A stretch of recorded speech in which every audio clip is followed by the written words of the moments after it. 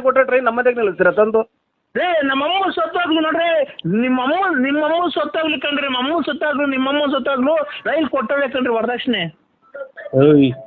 ನಮ್ಮಮ್ಮ ಈಗಲೇನ ಅದೇಟೋ corona injection ತಗೊಂಬಂದು ಕುಂತಿತವಲ್ಲಿ ಹೇಳ್ಕೊಂತ ಇದ್ದೆ, ಅದಕ್ಕೆ ಇನ್ನು ಅದ್ರ ಮೇಲೆ ಇನ್ನು ಹಣೆ ಇಕ್ತಾ ಇದ್ದೆ. ನಮ್ಮ ಅದೇ ಸಿಕ್ಕಿಲ್ವ ನೀನು? ನರಸಿಂಹಣ್ಣ ತಡಿ ಒಂದ್ ನಿಮಿಷ ತಡಿ, ಬೇಜಾರ್ ಮಾಡ್ಕೊಂಬೇಡ, ಒಂದ್ ನಿಮಿಷ ತಡಿ. ನಾವು ನೋಡು ಹೆಂಗ್ ನೋಡಿದೀವಲ್ಲ, ಅವರು ಆಗರ್ಭ ಶ್ರೀಮಂತರು. ಅವ್ರಿಗೆ ಒಂದು ನಿಮಿಷ ಹೇಳೋದ ಕೇಳಿಸ್ಕೊ. ಅವರು ಬೋಟಿ ವ್ಯಾಪಾರ ಮಾಡಿ ಕೋಟಿ ಸಂಪಾದನೆ ಮಾಡವ್ರೆ, ಗೊತ್ತಾಯ್ತಾ? ಅವ್ರು ಅದಕ್ಕೆ ಬೋಟಿ ವ್ಯಾಪಾರ ಮಾಡಿ ಕೋಟಿ ಸಂಪಾದನೆ ಮಾಡಕ್ಕಾರೆ.